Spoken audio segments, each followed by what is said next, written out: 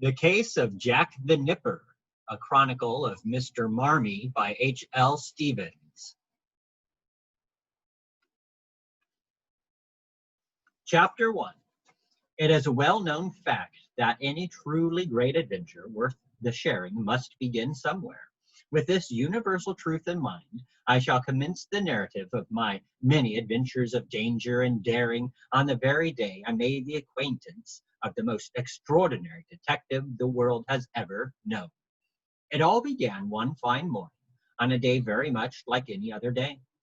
It was the day I unwittingly left my seemingly simple life behind me and embarked on a career unlike any other I could have imagined. It was a Wednesday. Everybody knows life-changing experiences hardly ever happen on a Wednesday, or so I had always believed. But then again, I had no idea I was embarking upon a journey which would impact the course of my life forever. I had spent the greater part of my life traveling the highways and byways of London. So when my sweet Annie declared we were going to Wiltshire for the day, I thought nothing of it. I had learned many years ago never to ask the particulars of our destination when my dearest announced we were going for a jaunt. Not only would I rarely receive a straight answer, but I liked the mystery that accompanied our weekly excursions. I never knew where we might end up when it was all said and done. From the looks of it, she was planning something extraordinary, as she had packed enough goodies to fill a small trunk. Such preparation usually meant we were to stay the night somewhere, perhaps with a family friend or some distant relative. I cared little about our intended location, as long as we journeyed there together, and it was a fine day for traveling, too. The sun had just begun to break through the early fog when my Annie first announced to me we were going for a drive in the carriage. I had been delighted by the prospect of traveling, as my morning turn about the garden had hinted to me it would be a glorious day. Although the air was still brisk, as was its custom for this time of year, the smell of spring lay like a fragrant promise upon the breeze as the sun warmed the whiskers on my face. All through breakfast, I imagined where our drive would take us. I envisioned a million possible destinations, each one more exciting than the next. After my morning breakfast of smoked kippers and toast and a warm cup of milk, I watched one of our servants load the trunk onto the back of the carriage with great care. When all was secure, I took my place beside by Annie, and we were fast on our way. As my daydreams had taken a more rural turn during my walk in the garden, I had hoped for a day of exploring the variety of flora and fauna the countryside had to offer. Unfortunately, Wiltshire was nowhere near the country. In fact, it was not far from Chelsea, where we lived, and was by no means rural or even unfamiliar, as we had whiled away many an afternoon in this part of town, exploring a variety of shops which were my Annie's favorites.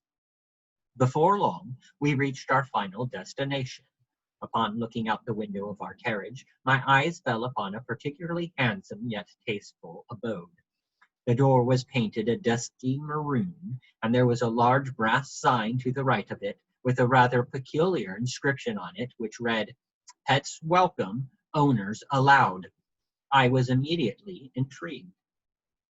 The residence had a large parlor window, which afforded the owners an easy view of the road when the curtains were drawn back.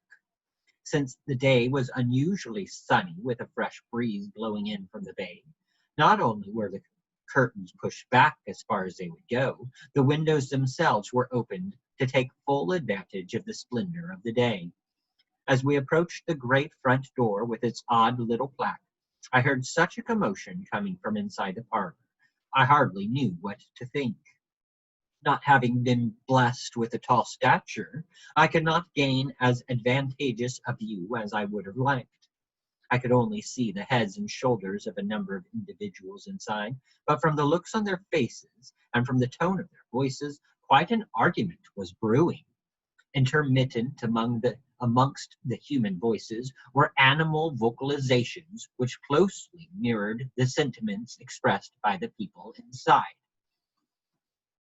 I'm telling you, the little cur bit my ankle, yelled a scruffy old gentleman with a large bulbish nose half buried atop a great bushy mustache. He was standing closest to the window, making it very easy for me to see he was wearing a black cap and a dark brown wool sweater. He had a look about him as though he had spent a considerable amount of time working on the docks. My baby did nothing of the sort, yelled a plump woman, as she waggled her chubby finger beneath his nose. She would never touch a man such as yourself, nor would she be wandering around the fish market where I am sure you work, based on the stench coming from your clothes.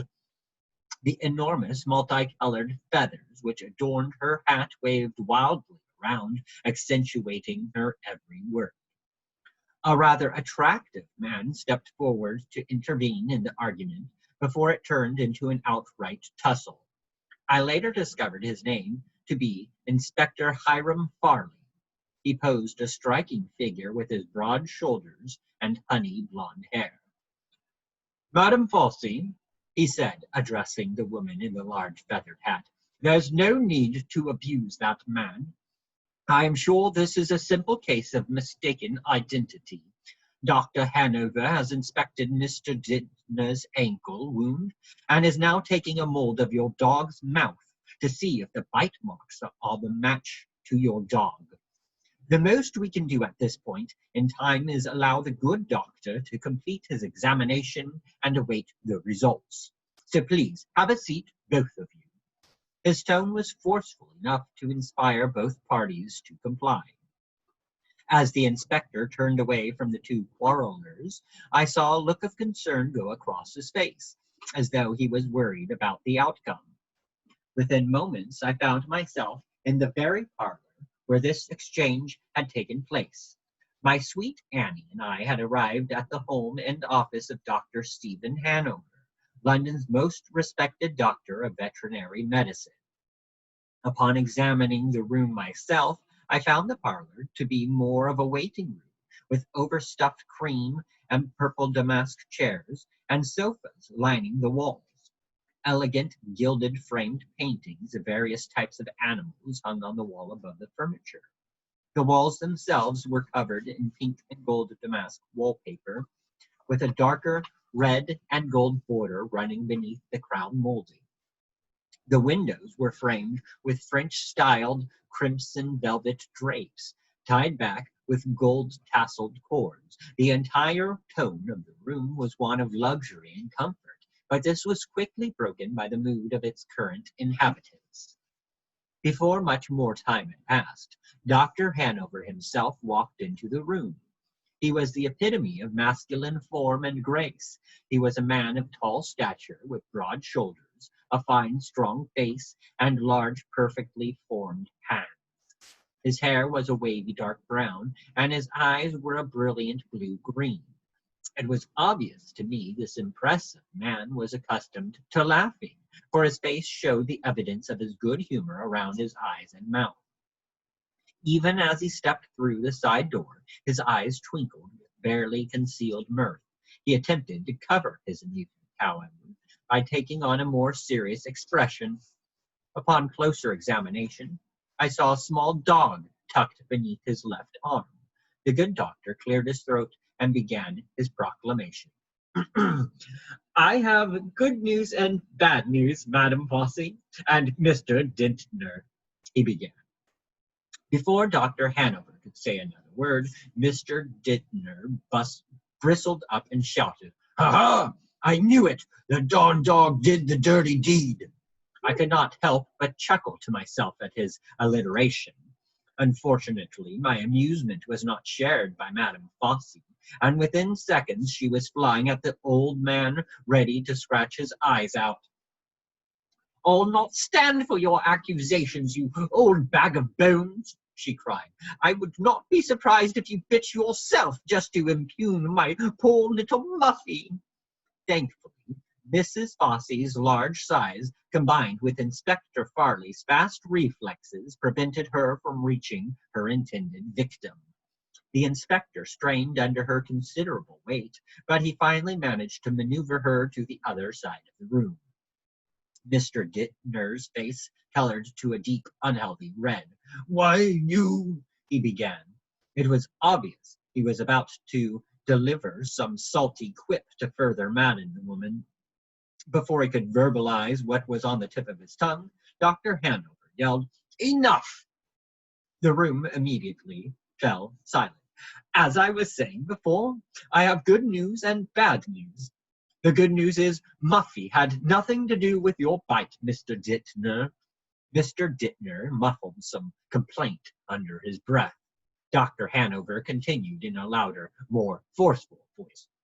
"The bad news is we still have no lead regarding Mr. Dittner's attack in Battery Park and the other brutal attacks which have occurred elsewhere.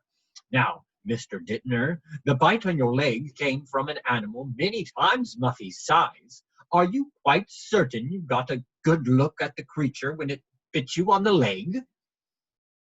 For the first time, Mr. Dittner looked uncomfortable. "Well," he paused and looked down at his well-worn sweater. "You see, it was rather dark, and the gas lights had not yet been lit. It was bloody hard for a man to see much of anything." So, what made you think it was Muffy that bit you then?" Inspector Farley asked. Mr. Dittner answered embarrassedly. "The attack took me by surprise and threw me off my feet. When I finally got my bearings again, I saw a shadowy form slip around the corner. It was all I saw. I just assumed it was her dog on account of the proximity to her house." "I knew it!" exclaimed Mrs. Fossey, exuding her indignation from every pore. "My Muffy would never hurt a soul."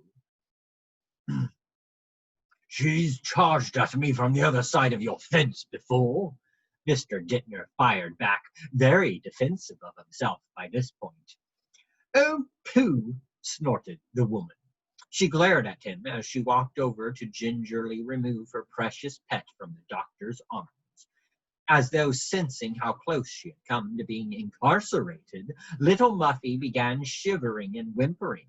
It was truly a pitiful sight. Plump Madame Fossey standing there with her large feathered hat, cooing over her terrified little dog. I would have been completely lost in the ensuing details of the Fossey-Dittner drama had I not been suddenly and very rudely poked in the side. "What on earth?" I exclaimed, and turned to find the source of my assault. To my surprise, I found myself nose to nose with an unknown gentleman, staring into the blackest eyes I have ever seen. He poked me again. "Do you mind, sir?" "Do you mind, sir?" I exclaimed with much indignation in my voice. The stranger said nothing. He simply continued to stare at me, looking me up and down as though he were attempting to size me up. I must have voiced my annoyance again, because very quickly Dr. Hanover came over and confronted the poking fiend. "Sir Happy Heart," he exclaimed, "stop annoying our guests. I would have thought someone of your breeding would know to behave more appropriately with a guest. Where are your manners, my boy?" Sir Happy, for it was indeed the stranger's name, snorted, and then, as if coming out of a deep fog, shook his head and looked at me. His face broke out into a warm smile as he said to me, "Please forgive me, sir. I get so focused upon my observations, I forget myself at times. Allow me to introduce myself. My name is Sir Happy Heart." He gestured to me in a most gentlemanly fashion, as if to shake in greeting and better make my acquaintance. I looked him over and made no reply. "I have offended you," he continued. "For that I am truly sorry. Please allow me to explain what caught my eye. When you first walked in, I noticed a faint smell of lavender, which indicated to me you came from the garden district, for its residents are known for their aromatic lavender at this time of year. I further observed you had a small streak of black paint on your coat. I know for a fact the vestry is repainting the lampposts over near Greenwich Row in Chelsea, and the paint on your coat is decidedly fresh. I also noted the dirt on your boots contained a considerable amount of clay. A great many years ago, there was a pottery factory near the midsection of Greenwich Row. Its activities leached clay into the surrounding soil, which to this day seeps from the ground after a good hard rain like we had last evening. With such an abundance of evidence at hand, I naturally deduced you lived somewhere between 622 and 658 Greenwich Row. Am I correct? I can only imagine the portrait I must have made at that moment, standing in the parlor of Dr. Hanover. I was dumbfounded by the incredible and altogether accurate supposition which was just presented to me. Not only had he drawn attention to two very slovenly aspects of my current appearance, which I apparently had failed to notice myself, he was also completely correct about where I live. I suddenly became aware that my mouth was hanging open in amazement. I immediately sought in the most nonchalant way to close it before something more embarrassing was pointed out by my new acquaintance. Like an unhealthy color to my tongue, or the unevenness of my teeth, or some other intimate detail about myself which I would prefer remain unnoticed. Sir Happy was watching me with great intensity, and I knew he was awaiting an answer to his question. Had he surmised correctly? I cleared my throat as I gathered what dignity I had left and looked him straight in the eyes. You are mostly correct in your deductions, except for one tiny detail. The black paint on my coat, which you so kindly pointed out, came not from a lamppost, but from the newly painted iron gate in front of our home. I tried to dull any sound of amazement I felt at having been so easily understood by someone I had just met. Sir Happy's face brightened immediately. But I was right about Greenwich Row, he said cheerfully. I've been spending the last few years perfecting the art of reading clues from the individuals I meet. It's quite fascinating studying individuals and their habits, discovering the things about them they had no idea they were publicizing. In truth, I can look at a man and tell you what he does for a living, where he keeps his house, and what he has eaten for the last few meals. But wait, I've not had your name, sir. I would very much like to make your acquaintance in the proper fashion. I looked him over again. Aside from his initial affront, I found I could not help but like this Sir Happy. My name is Mr. Marmee, I said, gesturing to my new acquaintance to shake the way gentlemen do when they meet in society.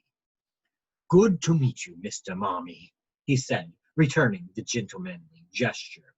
It is rather interesting that your name is Marmee. Your name is so very close to the word marmalade, which happens to be the very color of your hair. Would you consider your hair to be marmalade orange, or more of a ginger tone? He asked. I laughed at the suggestion. I rather prefer the former, and you are not the first individual to notice the color of my hair and compare it to orange marmalade. I have thought it for many years myself. With my admission, we shared a hearty laugh, and it was not long before we were on our way to becoming lifelong friends. While this exchange was occurring, my sweet Annie had slipped into the room back with Dr. Hanover to discuss matters which were soon to change the course of my life forever. When they finally emerged, after Lord only knows how long, my Annie looked as though she carried the weight of the world upon her shoulders. She smiled at me in an attempt to mask her heartache, but after so many years together, I saw right through it. She was in utter despair. Without any warning, my Annie ran forward, scooped me up, and began sobbing into my fur. Forgive me, I just realized I have not properly introduced myself to my reader. My name is Mr. Tiddlywinks Marmalade. named affectionately so by my owner, Sweet Annie, and I am a cat. At this point in my life, my Sweet Annie and I had been together for 5 glorious years, ever since I was 6 weeks old. We had never been apart from each other for more than a day or so, but all of this was about to change. As my dear love was pouring her heart out into the back of my neck, I was at a loss as to how to comfort her. All I could do was purr at her reassuringly to let her know I was there for her, and I loved her. The only effect my reassurance had was to make her cry even harder. I looked at Dr. Hanover for an explanation, since he appeared to be an intimate friend of my Annie's. Thankfully, he did not wait long to explain. Well, Sir Happy, Dr. Hanover began, it appears as though we are going to have an extended guest with us. Miss Annie here is being sent to boarding school and cannot bring her friend Mr. Marmee with her. I have offered to have him stay with us as long as she likes and needs. We must do everything we can to make our new guest feel at home. Dr. Hanover gave me a big smile as he reached over to comfort my girl. For just a moment, my Annie composed herself to thank the kind doctor for his hospitality and friendship. Sniffing deeply, she said, I, I do not know how I will ever thank you, Dr. Hanover. Mr. Tittles means so much to me. I. She burst into a second round of uncontrollable sobs, and it took a full quarter of an hour before she could bring herself to say anything more. Since we had never been apart, I was not altogether certain what all of this meant. All I knew was my Annie was going away, and it was breaking her heart. Chapter 2. For my listeners' sake, I shall not belabor the pain and suffering of my sweet Annie, nor do I wish to explore on paper in great detail the anxiety and uncertainty which I felt with this new revelation. Suffice it to say, the anguish I experienced at being separated from the one person who was the center of my universe was so great, had it not been for my new friends, I would have wasted away from a broken heart. I will, however, endeavor to explain the particulars of the situation and describe the details of the arrangements which were made on my behalf. To do so, it is necessary for me to impart certain details of my sweet Annie's past, and how those details, combined with our intimate history together, brought about our very sudden and tremendously painful separation from each other. Since I now have the benefit of complete disclosure of every point leading up to this moment, having discovered the particulars after the fact, I am at complete liberty to fill in the gaps that originally existed in my narrative. My sweet Annie was the only child of the wealthy Sir William and Lady Worthington. As such, she was doted upon by her loving parents, but not in a way that spoiled her, as some children are bound to become when money is readily at hand. There was just enough luxury to add comfort to her living and adventure to her life, but not so much that Annie became proud, in the darkest meaning of the word, or forgot the less fortunate around her. It was her caring nature which initially brought her into my life. I was a rescue, you see, found in some cold, dark alley, abandoned by my mother and left to die. At 6 weeks old, I was brought to Dr. Hanover's by some angel of mercy, and he gave me to my Annie. Her love saved me from certain death, and ours has been an unending love affair ever since. Prior to our arrival at the Dr. Hanover's home, sweet Annie and I went everywhere together. As a matter of fact, I have been a frequent patron of many of London's finest establishments.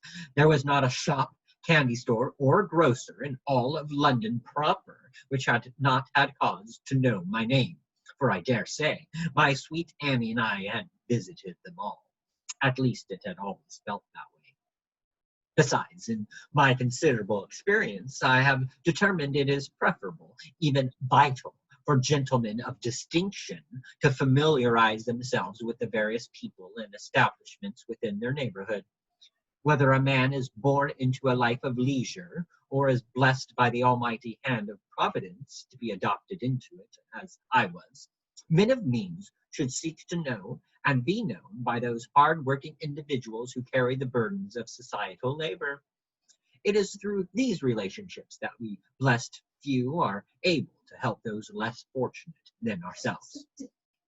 Whether the help offered be in the form of some monetary extra, a personal recommendation for a well-placed employment, or simply to extend a friendly shoulder to lean upon when times grow hard and the heart grows weary. It is a service to our fellow man, and it is our responsibility not to neglect those around us. For those first 5 blissfully wonderful years, my girl and I were inseparable. Our lives were so utterly entwined, I have never known a day where I was not completely enfolded by the outpouring of her love. You might say we lived for each other. The specter of change reared its grotesque head, however, when my sweet Annie's governess, Miss Emilia Wimple, became engaged and gave notice she would be leaving the Worthingtons' employ once the wedding had occurred. The Worthingtons were given a mere 2 months to find a suitable replacement, and although 2 months might seem at first glance like a long time, it went by remarkably fast. At the end of the 2-month period, no new governess had been located. The family became desperate. Since the Worthingtons were fond of traveling from country to country, often leaving sweet Annie and myself in the care of her governess for months at a time, someone had to be found immediately. Finally, a replacement governess was located, but what a woman she turns out to be! Being a rather portly gentleman myself, I endeavor never to comment in a negative way on another person's physical features, but in this case I shall make an exception. In all my life, I have never seen a person with such grotesque proportions as Mrs. Eula McGibbons. There was not a pie or pasty in the entire kingdom that was safe within this woman's sight. She was always eating. I do believe she tucked sweetmeats into her pockets to carry her between her frequent and enormous meals. She never smiled, and she never had anything pleasant to say. She merely grimaced at everyone. Even my sweet Annie could not bring a smile to this woman's face.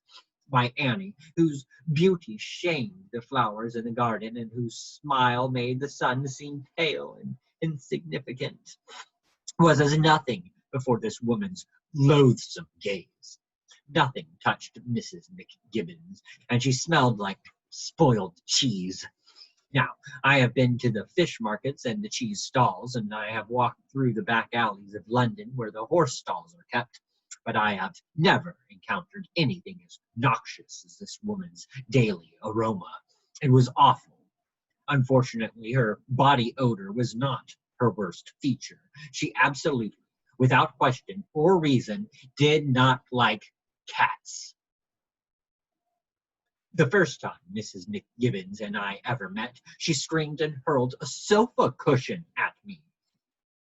"I will not be in the same room with that vile creature. Make it leave." This coming from a woman who smelled like cheese. I could not believe anyone could be so discourteous in another person's home, but I was wrong. What made it even worse was the fact I very quickly found myself being escorted out of the room by Mr. Worthington, and in my own house. My only comfort was found in the loving arms of my sweet Annie, but my solace was quickly interrupted by the unwelcome introduction of the very same Mrs. McGibbons as the new governess. For several months we lived peacefully enough together. I avoided her as much as possible, and she continued to expand in size, practically eating the Worthingtons out of house and home. Upon occasion, I found myself in the same room with her, which usually ended with me running for my life as she hurled in my direction whatever she could get her ham-like hands upon. Thankfully, her accuracy was very poor, and I never suffered from more than a battered ego. Everything changed for the worse, however, the day the Worthingtons announced their plans to travel to Italy. When Mrs. McGibbons realized this meant she would be forced to fully perform her duties as governess and guardian, with only Annie and me to contend with, she outright refused to do it unless I was sent away. My sweet Annie refused to allow such a horrible thing, insisting she could not live without me. No amount of coercion could get Mrs. McGibbons to budge on the matter. She simply would not remain cooped up in a house with nothing but a little girl and a cat as her company. In less than a fortnight, the Worthingtons found themselves without their sweaty, cheese-scented governess. Since nothing short of a death in the family would ever bring the Worthingtons' travel plans to an end, it was decided my Annie would be sent to boarding school, and I would be brought to Dr. Hanover's to stay.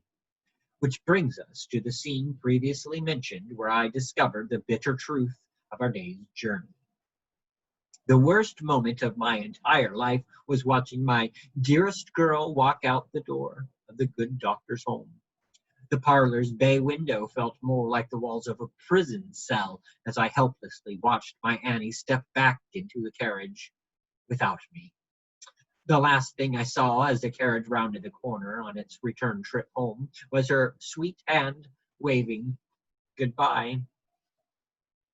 I was with my new friends for several weeks before they were able to rouse me from my clouded heartache. For the first few weeks at Hanover Place, this being the nickname I gave my new residence, I was kindly left alone with my own self-absorbed brooding. My friends intruded into my gloom only long enough to inform me when meals were ready or when tea was served. They knew my heart was broken, and both Dr. Hanover and Sir Happy agreed I should be given time to grieve. However, on the 25th day, at the 10th hour, for I was indeed keeping track of every moment I was away from my sweet Annie, it was determined the time for intervention had come.